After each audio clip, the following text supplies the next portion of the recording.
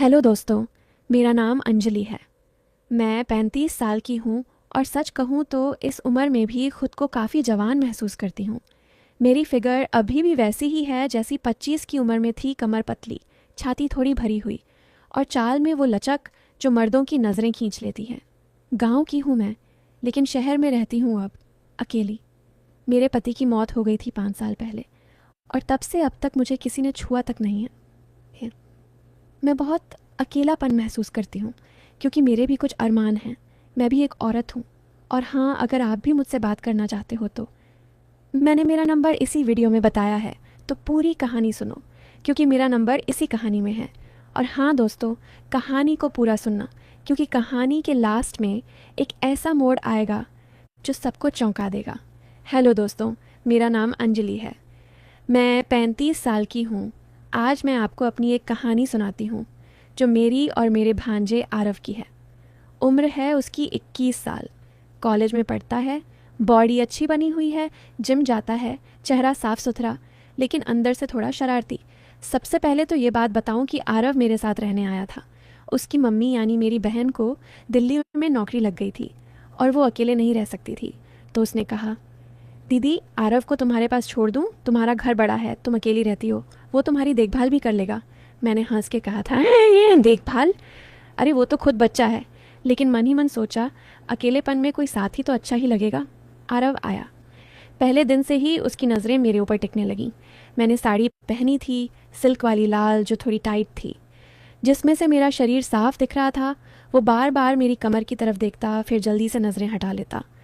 मैं समझ गई थी, लड़का जवान हुआ है, खून में उबाल है। लेकिन मैंने कुछ कहा नहीं, बस मुस्कुरा दी। पहले हफ्ते में ही वो घर के कामों में हाथ बटाने लगा। कहता, मौसी मैं झाड़ू लगा दूँ? मैं कहती, अरे नहीं बेटा, तू पढ़ाई कर। लेकिन वो मानता नहीं। एक दिन मैं किचन में सब्जी काट रही थी, पीठ के पीछे से आया और बोला, मौसी आपकी पीठ पर किस चीज़ का निशान है? मैं चौंक गई। मुड़कर देखा तो वो मेरी ब्लाउज़ के नीचे से दिख रही पीठ की तरफ देख रहा था। मैंने हल्के से साड़ी ऊपर खींची और कहा, अरे वो पुराना है, बचपन में गिर गई थी। वो मुस्कुराया और बोला, फिर भी बहुत प्यारा लगता है, जैसे कोई राज छुपा हो। उस दिन से मैंने थोड़ा सावधान रहना शुरू कर दिया, लेकिन दिल के किसी कोने में एक अजीब सी खुशी भी थी।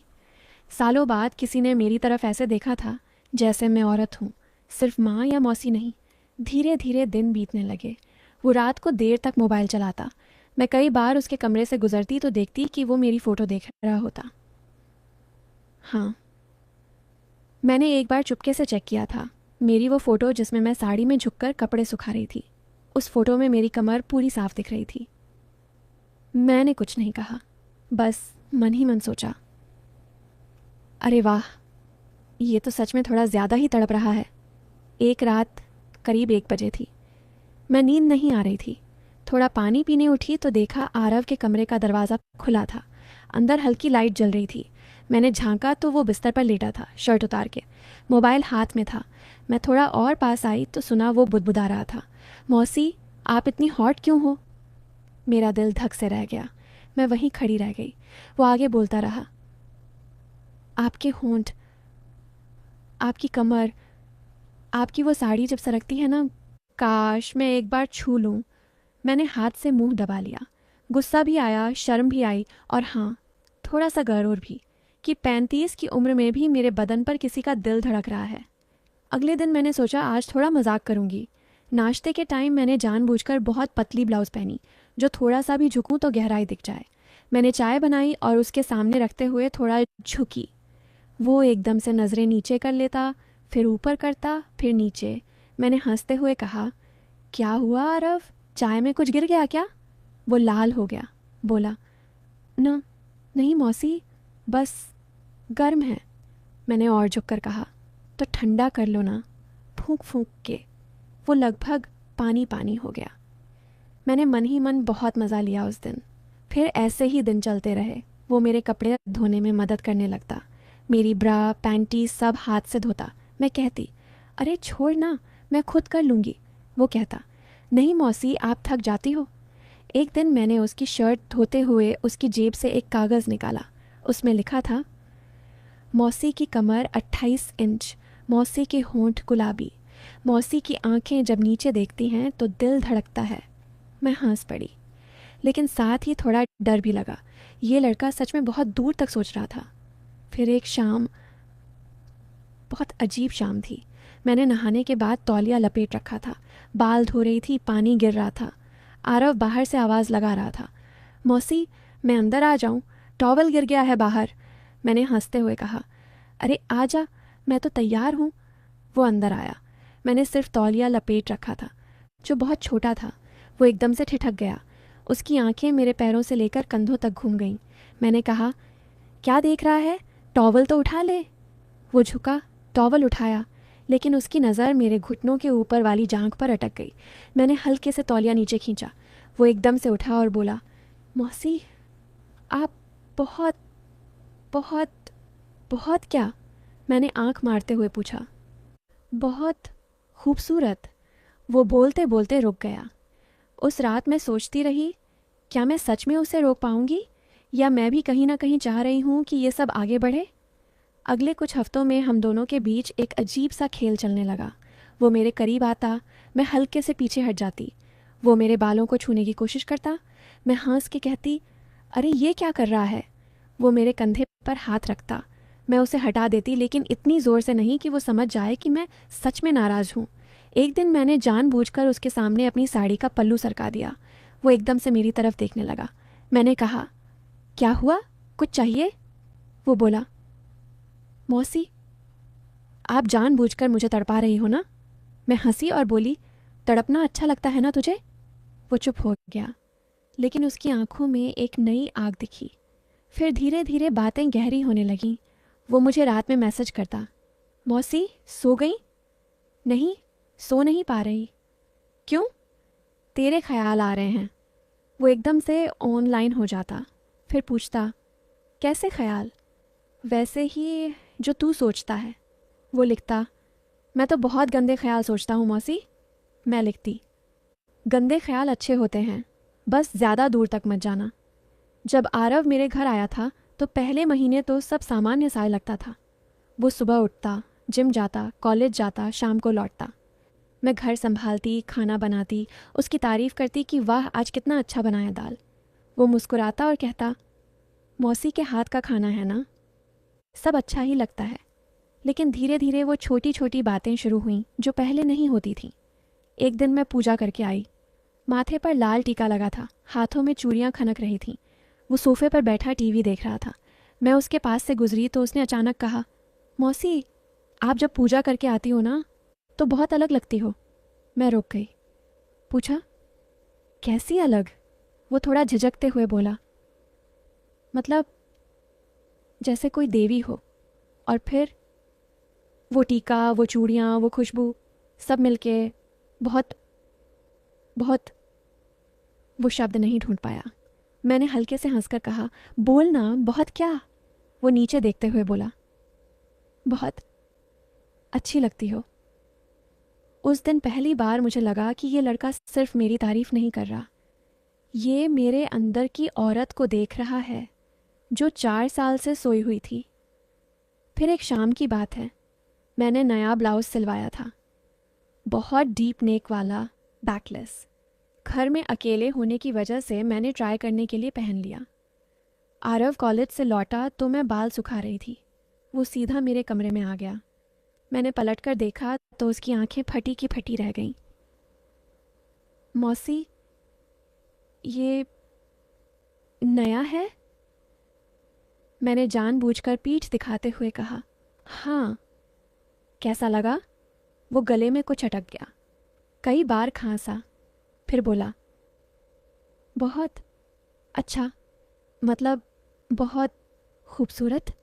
मैंने मुस्कुराकर कहा, बस खूबसूरत, कुछ और नहीं?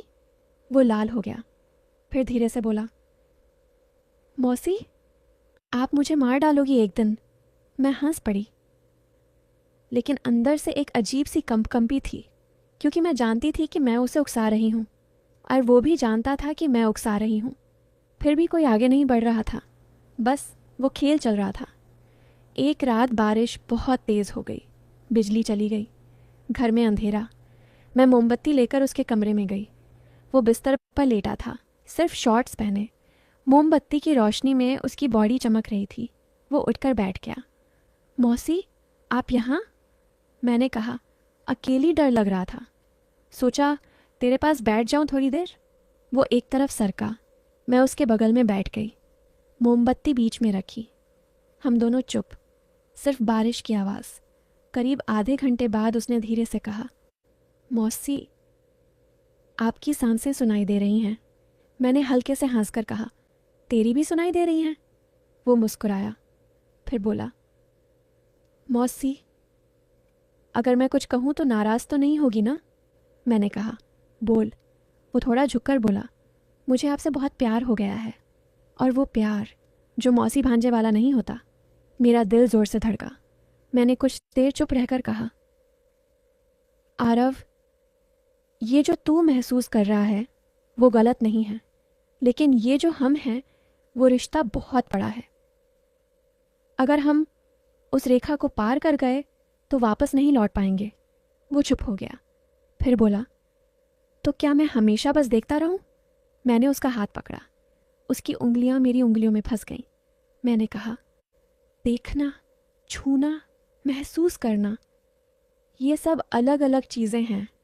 तू मुझे छू सकता है, लेकिन वो छुआन जो औरत मर्द के बीच होती है वो नहीं। उस रात हमने सिर्फ हाथ पकड़े रहे। कई बार उसने मेरी तरफ झुकने की कोशिश की। हर बार मैंने हल्के से उसे रोक दिया, ना नाराज़गी से ना गुस्से से, बस इतना कहकर कि बस यहीं रुक जा। समय बीतता गया। हमारे बीच का वो तनाव बढ़ता भी गया और कम भी होता गया। कभी वो मेरे लिए चाय बनाता, कभी मैं उसके लिए उसकी पसंद का खाना बनाती। कभी वो मेरे पैर दबाता, कहता, मौसी आप थक गई होगी। मैं हंसकर कहती, अरे छोड़, तू पढ़ाई कर। लेकिन वो नहीं मानता। एक दिन वो कॉलेज से बहुत परेशान होकर आया। बोला, मौसी, आज लड़कियां बहुत ज़्यादा फ्लर्ट कर रही थीं। मुझे अच्छा नहीं लगा। मैंने पूछा, क्यों? वो मेरी आंखों में देखकर बोला, क्योंकि मेरे मन में सिर्फ आप हैं, बाकी सब बेकार लगता है। मैंने कुछ देर चुप रहकर कहा, आरव, तुझे एक दिन किसी अच्छी लड़की से प्यार हो जाएगा और वो दिन आएगा जब तू मेरे बारे में सोचना भी बंद कर देगा। वो गुस्से से बोला, नहीं होगा, मैं कभी किसी और को नहीं देखूंगा। मैंने उसके गाल पर हाथ रखा, धीरे से कहा, बेटा, ये जिद मत कर। मैं तेरी मौसी हूं, तेरे लिए मैं हमेशा मौसी रहूंगी। लेकिन अगर तू किसी और को अपना बना लेगा तो मैं सबसे ज़्यादा खुश होंगी। वो रो पड़ा। मैंने उसे गले लगा लिया। उस दिन पहली बार मैंने भी आंसू रोए, क्योंकि मैं जानती थी कि मैं उसे रोक रही हूँ और वो मुझे रोक रहा है। फिर धीरे धीरे उसने अपनी ज़िंदगी बनानी शुरू की। कॉलेज ख़त्म हुआ, इंटर्नशिप शुरू हुई, फिर नौकरी। वो ज़्यादा व्यस्त होने लगा, लेकिन मेरे लिए समय निकालता रहा। कभी कभी रात को देर से आता, मैं उसके लिए खाना गर्म रखती। वो खाता और कहता, मौसी, आप नहीं होती तो मैं क्या करता? मैं हंसकर कहती, किसी और के लिए खाना गर्म रखती। वो झट से कहता, नहीं, सिर्फ मेरे लिए। हम दोनों हंस पड़ते। फिर एक रात वो मेरे कमरे में आया। मैं बिस्तर पर लेटी थी, सिर्फ नाइट गाउन पहना था। वो दरवाजे पर खड़ा रहा। मैंने कहा, आजा, खड़ा क्यों है? वो पास आया, बिस्तर के किनारे बैठ गया। मैंने उसका हाथ पकड़ा। उसकी हथेली गर्म थी। मैंने कहा, आरव, तू सच में मेरी तरफ आकर्षित है? वो चुप रहा, फिर बोला, हाँ मौसी, बहुत ज़्यादा। मैंने उसका हाथ अपने गाल पर रख दिया। वो मेरे गाल को सहलाने लगा। मैंने आंखें बंद कर लीं। उसका हाथ धीरे धीरे नीचे आया, मेरी गर्दन पर, फिर कंधे पर। मैंने धीरे से कहा, आरव, बस यहीं रुक जा। वो रुक गया। उसकी सांसें तेज़ थीं। मैंने आंखें खोलीं। उसकी आंखें लाल थीं। वो बोला, मौसी, मैं मर जाऊंगा अगर ऐसा ही चलता रहा। मैंने हंसते हुए कहा, मर मत जाना, अभी तो बहुत कुछ बाकी है। फिर मैंने उसे गले लगा लिया, सिर्फ गले लगाया। उसका पूरा बदन कांप रहा था। मैंने उसके कान में कहा, आरव, मैं तेरी मौसी हूँ, तेरी माँ की बहन हूँ। हम दोनों के बीच जो भी है वो प्यार है, लेकिन वो प्यार जो औरत और मर्द के बीच होता है वो नहीं हो सकता। वो रो पड़ा, सच में रो पड़ा। मैंने उसके आंसू पोंछे। बोली, रो मत, मैं तेरे साथ हूँ हमेशा, लेकिन सिर्फ मौसी बन के। उस रात वो मेरे पास सोया, सिर्फ सोया। मैंने उसे सीने से लगाया, वो बच्चे की तरह सो गया। अगले दिन से सब बदल गया। वो अब मुझे सिर्फ मौसी कहता, मैं उसे सिर्फ भांजा। लेकिन उस प्यार में एक गहराई थी, एक ऐसा रिश्ता जो न तो शारीरिक था न ही सिर्फ पारिवारिक। वो कुछ और था, शायद आत्मा का। समय बीता। आरव ने पढ़ाई पूरी की, नौकरी लगी। एक दिन वो मेरे पास आया और बोला, मौसी मैं शादी कर रहा हूँ। मैंने मुस्कुराकर कहा, बहुत अच्छा, लड़की कैसी है? वो बोला, आप जैसी, थोड़ी कम उम्र वाली। हम दोनों हंस पड़े। शादी के दिन मैंने उसे आशीर्वाद दिया, उसके माथे पर तिलक लगाया, उसकी दुल्हन को देखा। बहुत प्यारी थी, लेकिन मेरी नज़र आरव की आंखों पर थी।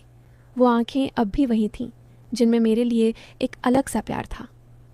शादी के बाद वो अपनी पत्नी के साथ चला गया, लेकिन हर महीने फ़ोन आता, कहता, मौसी आपकी याद बहुत आती है।